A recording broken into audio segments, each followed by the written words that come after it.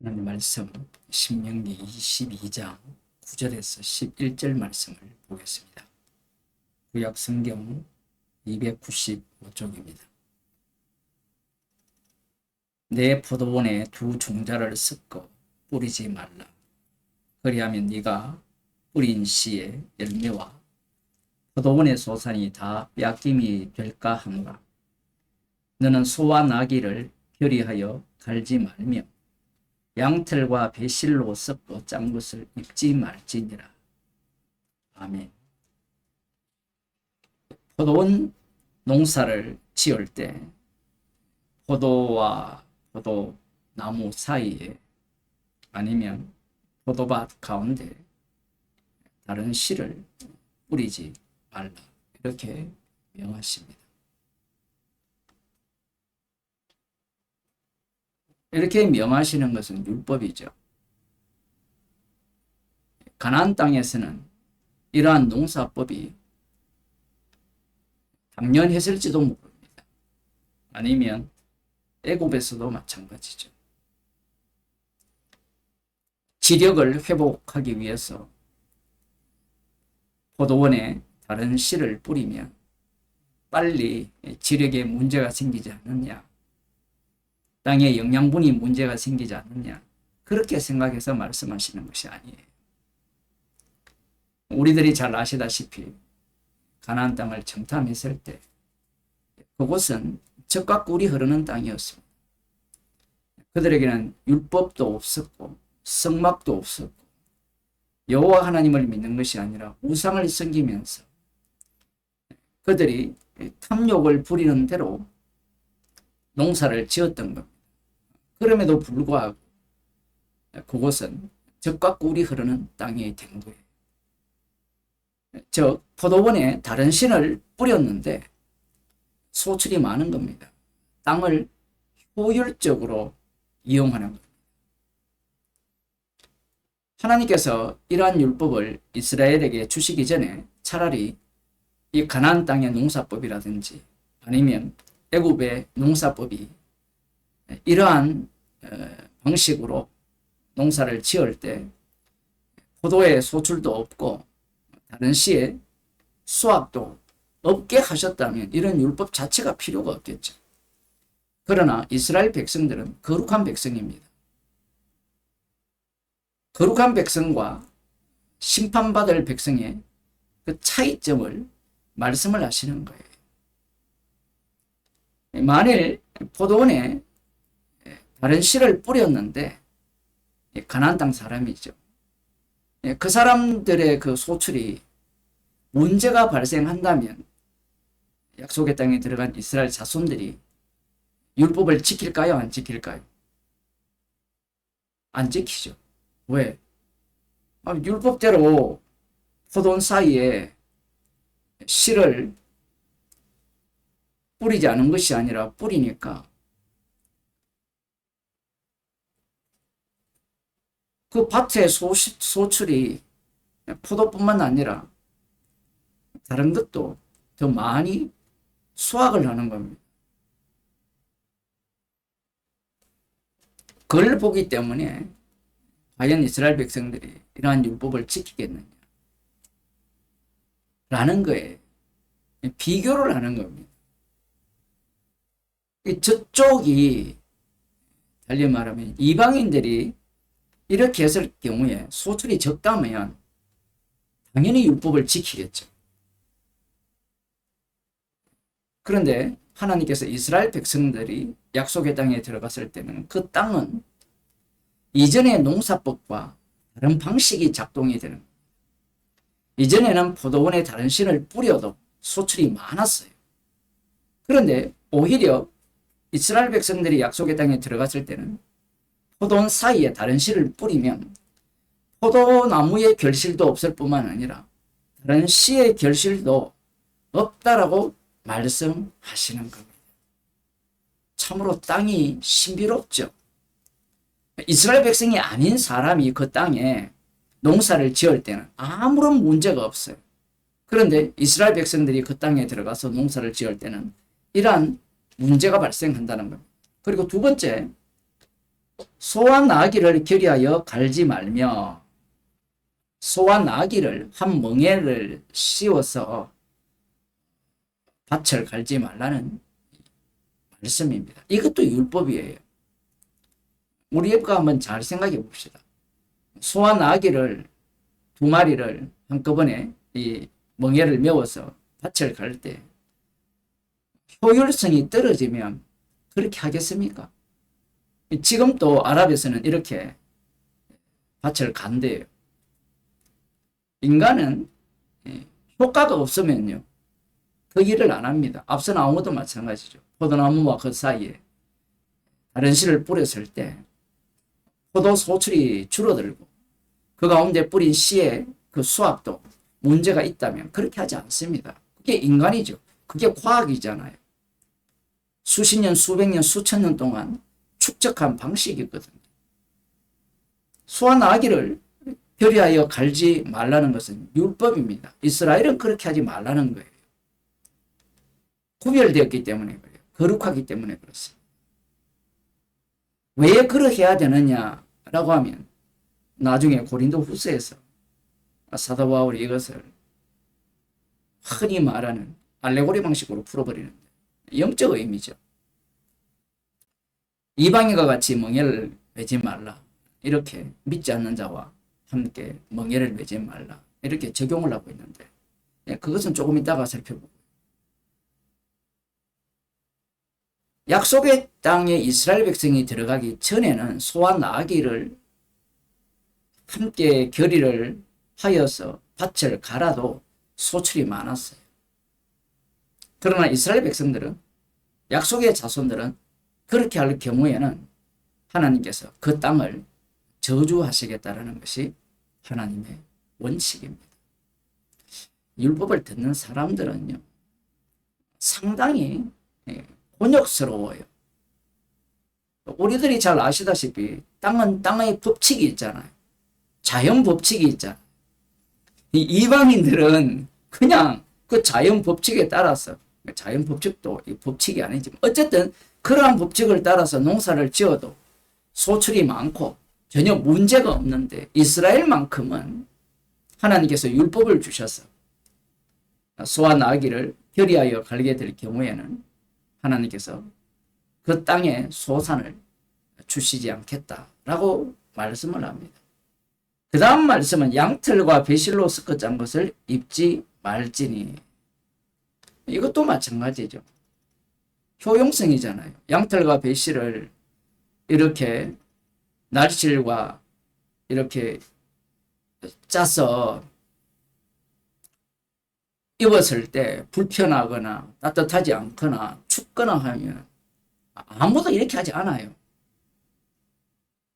물론 특수 옷일 수도 있죠. 우상에게 제사 드리기 위해서 제작한 옷일 수도 있는데 그러한 말씀은 나오지 않기 때문에 지금 이 모든 말씀들이 인간의 탐심과 관련된 율법이거든. 약속의 땅에 들어갔을 때 그들이 하는 일을 보니까 효율적이고요. 효용성이 있는 겁니다. 그런데 율법은 인간들이 생각하는 그 방식의 효율성을 인정하지 않는 거예요. 이것은 또 약속의 자녀들에게만 작동하는 율법입니다.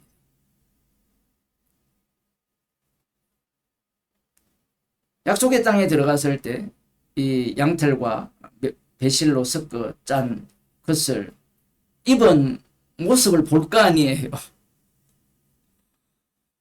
외형적으로 예쁠 수도 있고 아니면 실용적으로 따뜻할 수도 있고 아니면 시원할 수도 있고 그런 것들을 하지 말라는 겁니다. 지금 이 율법을 자세히 보면 그냥 약속의 땅에 원래 방식대로 살면 되는데 그렇게 하지 못하게 하는 것을 알 수 있어요. 그 이유는 그 땅의 사람들이 죄악이 관영했죠. 그래서 하나님께서 심판을 합니다. 그렇다면 너희들은 그들의 탐심을 따라서 살지 말라는 게 그들과 다른 이 차이점을 말씀하는 거예요. 이게 바로 율법입니다. 그런데 이게 우리가 이 땅에 살아갈 때 이게 만만치 않은 겁니다. 왜냐하면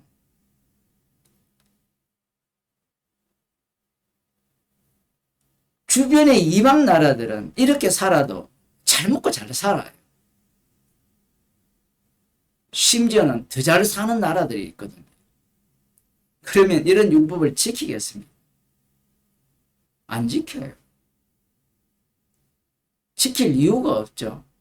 왜냐하면 내가 사는 것이 중요하지 여호와의 이름이 중요한 것이 아니에요. 율법을 주신 이유는 이스라엘 자체가 언약의 백성이기 때문에 언약을 증거하는 자로서 언약 백성으로서의 삶을 살게 하기 위한 율법이에요. 그들에게 주는 축복 자체도 언약을 따라 주어지는 축복입니다. 하지만 율법 자체가 이들에게는 오히려 거추장스럽습니다. 약속의 땅에 들어갔을 때 그 땅 사람들이 원래 사는 방식으로 살고자 하죠. 그래서 사사기를 보면 소견에 오른 대로 행하는 겁니다.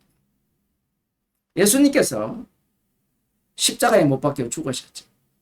예수님께서 십자가에 못 박혀 죽으셨다는 것은 모든 인간은 탐심의 끝자락에 놓여 있다는 거예요. 어떤 탐심이냐? 하나님과 같이 된 거예요. 서기관과 바리새인들을 보면 하나님보다 더 높은 자리에 올라가 있죠. 말씀이 육신이 되신 하나님의 참 아들을 십자가에 못 박아 죽이는 판결을 내렸잖아요. 그게 선악과를 먹은 인간들의 마지막 탐심입니다. 그들의 모습을 보면 이러한 율법을 지켰다라고 하거든요. 사도 바울의 고백을 보면 율법의 의로는 흠이 없는 자로서 살았다라고 하기 때문에 흠이 없는 자가 하는 일이 바로 율법을 자기 것으로 소유하여서 이 땅에 오신 하나님의 아들을 심판하여 저런 인간이 하나님의 저주를 받은 자라 본보기로 십자가에 못 박아 죽이는 그러한 일을 행했습니다. 그러니 이 땅에는 구원받을 자가 없죠. 구원받을 자가 없는데 십자가에 못 박히신 분이 자기 백성을 새롭게 창조하셨습니다. 새롭게 창조하셨으면 그러면 이제 성도는 십자가의 피로 죄가 다 용서받았기 때문에 어떻게 살아도 천국 갈 수 있지 않느냐 이렇게 생각을 할 수 있습니다. 말이야 맞아요. 그런데 방금 그 말이 문제가 돼요.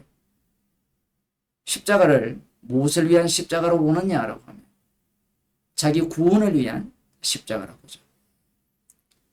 자신을 위한 것은요 우상 숭배입니다. 십계명을 유심히 살펴봐야 되는 이유가 거기에 있어요. 그 십계명을 구약 이스라엘 백성들은 범했고 우상 숭배하여서 멸망당하고 포로에 잡혀갔거든요. 70일의 완성을 기다리는 유대인들은 오로지 여호와 하나님만 섬깁니다. 여호와 하나님만 섬기는 그들이 예수님을 십자가에 못 박아 죽인 거예요. 왜 여호와 하나님만 섬겼느냐? 왜 율법의 의로는 흠이 없도록 살았느냐? 나를 위해서요. 자기를 위해서요. 그래서 십자가의 피가 나를 구원했으니까 이제 어떻게 살아도 이 구원은 취소될 수 없다는 논리 자체가 우상 숭배라는 겁니다. 언어를 갖고 오고 지식을 갖고 와서 내가 믿는다고 해서 구원이 될 수가 없어요. 그러한 구원은 선악과를 먹은 인간들의 구원 방식이에요. 바리새인과 서기관들이 선악의 지식을 명확하게 알고 있었죠. 율법을. 그들이 예수님을 살해했다라는 것을 놓치면 안 됩니다. 고린도후서 6장을 보게 되면 신명기 22장 말씀을 갖고 오는데 이 약속의 땅은요 이스라엘 백성들이 주를 이루는 땅이죠. 그런데 이 고린도 후서로 고린도 교회로 가게 되면 이 약속의 땅이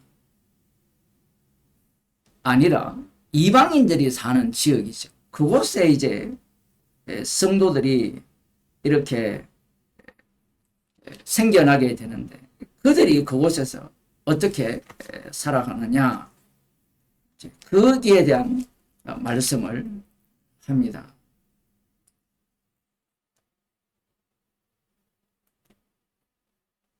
믿지 않는 자와 그 멍에를 같이 매지 말라 이렇게 말을 하거든요. 사도 바울이.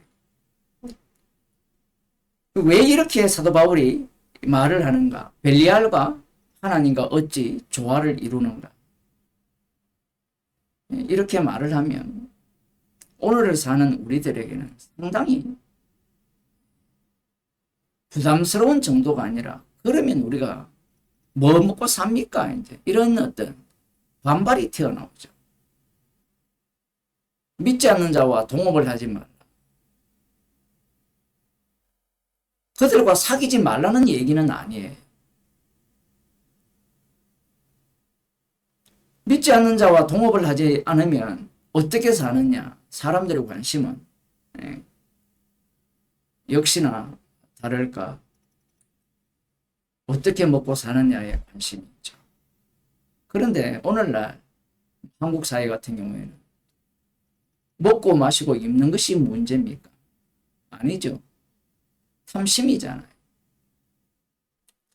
말씀을 대할 때 말씀은 살아 있어서 우리를 십자가로 인도하시는데 이 말씀 앞에 성도들은 책망을 받으면서 십자가 은혜 속으로 합류해야 되는데 오늘날 이런 말씀들에 대해서 사람들은 교인들이죠. 개의치 않아요.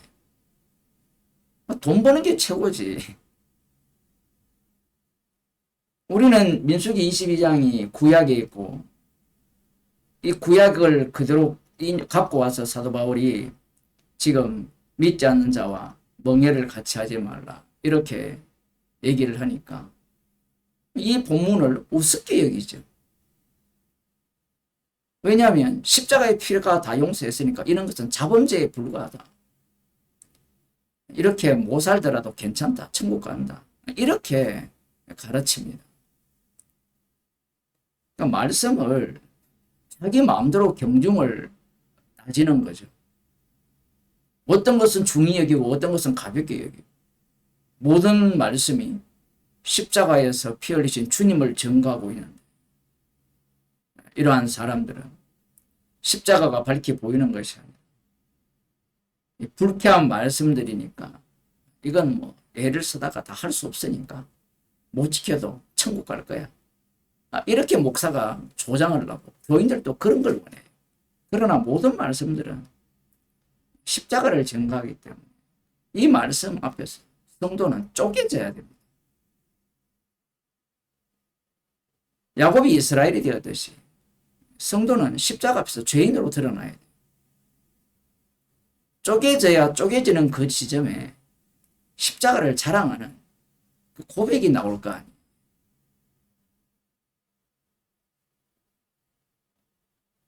오늘날 이 개인주의가 강하잖아요.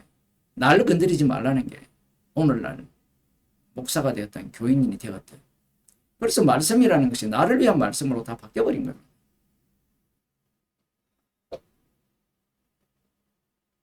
주님이 살아계셔서 직접 지금 성경을 통하여 말씀하고 계시는데